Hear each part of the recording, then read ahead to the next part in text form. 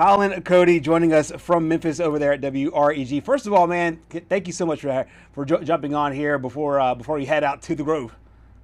Oh, no problem. Thank you guys for inviting me. I try to boost up my alma mater as much as I can, and if I sound like a little jittery, it's not because like I have any nerves going into this weekend, or even or games down the line as well. I'm just really cool, calm, and collected these days with Ole Miss playing tomorrow. I can imagine. Memphis hasn't been here in a long time. I mean, a very, very long time. So I think a lot of fans, and I think other fans can sympathize with this. Is the fact that when you're making those first steps, you don't want to talk too much. You want to have this calm, even keel about you. But this is an Ole Miss program that has gone through a lot in the last 3-4 weeks.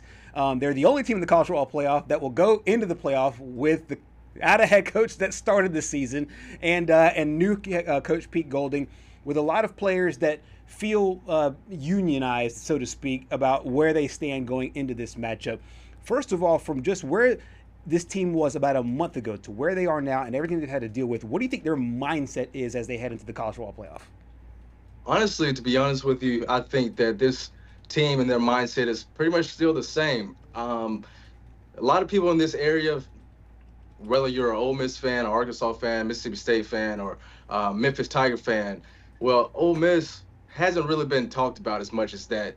A lot of other teams in the SEC this season, prior to like last year, when all the chips were in, everything was on the table. You had Jackson Dart, you had several first round picks come off the table in last year's draft class. So I think about going back to this summer. I remember talking to several guys, Daquan, a lot of guys on defense, transfers, first time players here for this football team, and their mindset was basically the same thing that they had last year. I mean, I think that we still have a chance to go out and take it all. With that being said, I don't think they've garnered the type of respect, and they also feel like that, especially with all of the hype and hoopla been around Lane Kiffin last month or two. I think that this program feels as, look, we have a quarterback that transferred from Division II football that's has numbers that easily he should have been up there in New York last weekend, Yeah. but that's another conversation, right? Mm-hmm. You have the running back that leads the most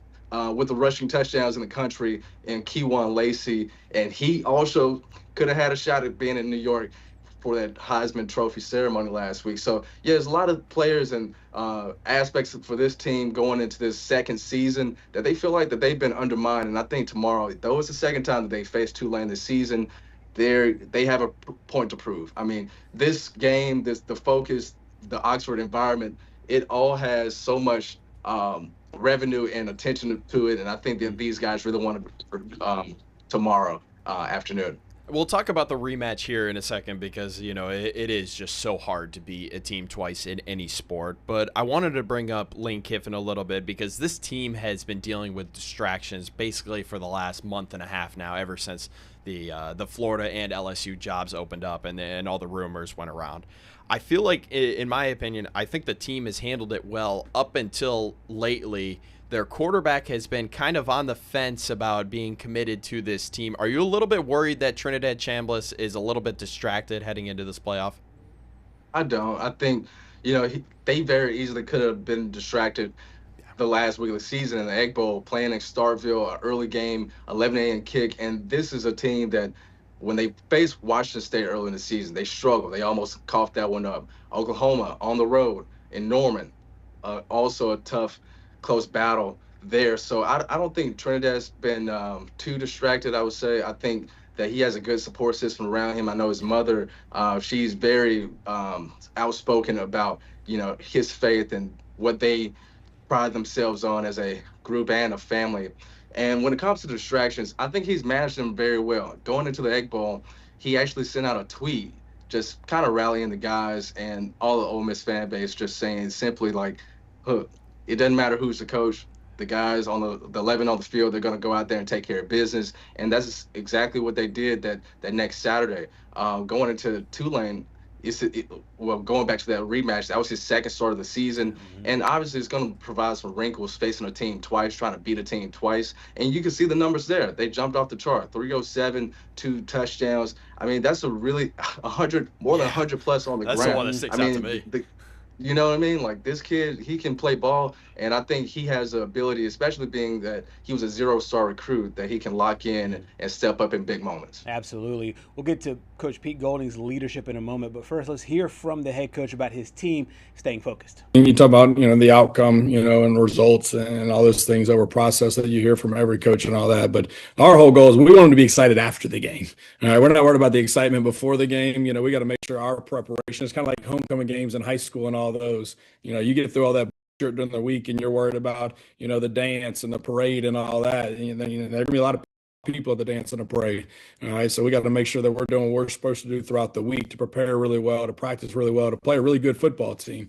And obviously all these are 1-0 seasons, and like it has been, the remainder for the end part of both of us, right? If we were going to lose one late on either side, we probably wouldn't be in the position we're in. So it's no different from the players' perspective on that. It's going to take our best effort from a preparation standpoint and execution standpoint, and we got to make the fewest amount of mistakes. So we're not getting caught up in the excitement of the fans and all that. Let's give them something to be excited about during and after, and we control that by our preparation and how we play.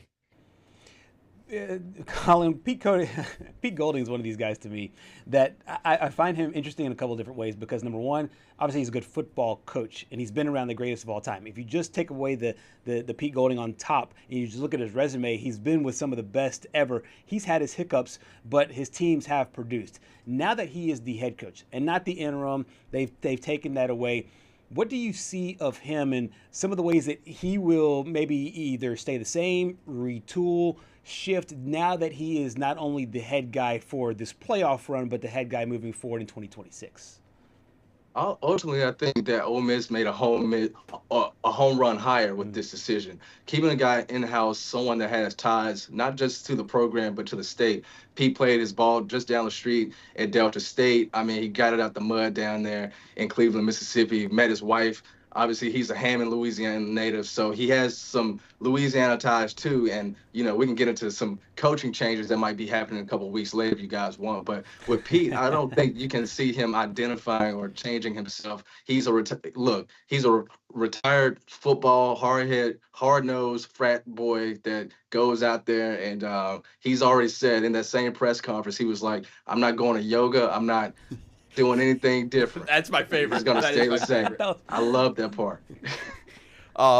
So looking at this game, I saw a stat, I believe it was earlier this week, that Oxford is projected to make like $74 million in revenue just by hosting this game alone.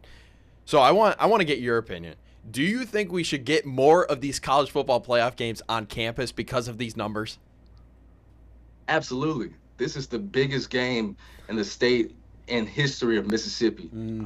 This is a place that breeds so much talent. They don't have a professional, any type of team, right?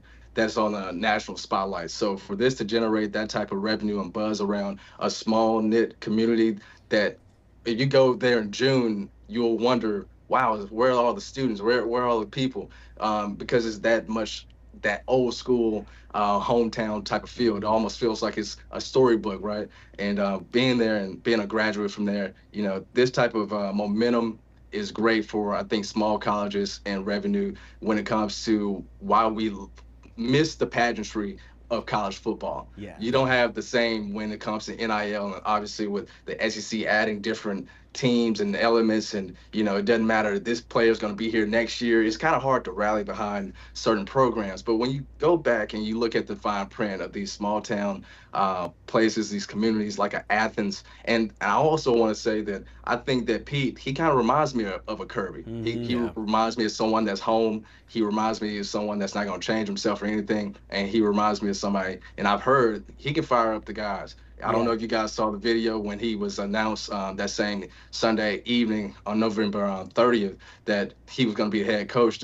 Those players, they were excited that Pete was going to be the guy running them out the tunnel. And to his point, it doesn't matter who's going to run them out the tunnel tomorrow. It's all about the 11 on the field that's going to take care of business to keep them going, hopefully down to New Orleans and compete for a Sugar Bowl. Yeah, absolutely. A final thing here.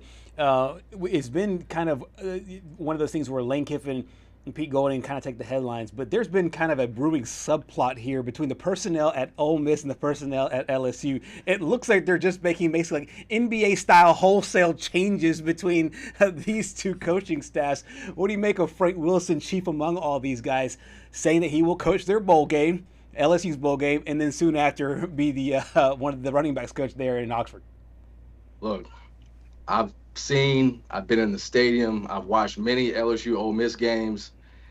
September 25th, third week of season next year. Circle the calendar. Yep. Everybody needs to have their eyes tuned to Oxford because it seems like you said, it's getting messy. You got Kevin Smith potentially going to LSU. You got Frank Wilson potentially going to Oxford. It's gonna get. This is what you call a bad breakup. It doesn't get any worse than this, and I think it's gonna play out on the field next year in 2026. Do you think this is the drama that college football kind of needs, though? You know, it needs it. Yeah, for sure, 100%. Because I mean, 100%. I feel like I don't want to say like some of these rivalries are kind of like watered down right now. A little bit. It just seems like it's sports were too much on like.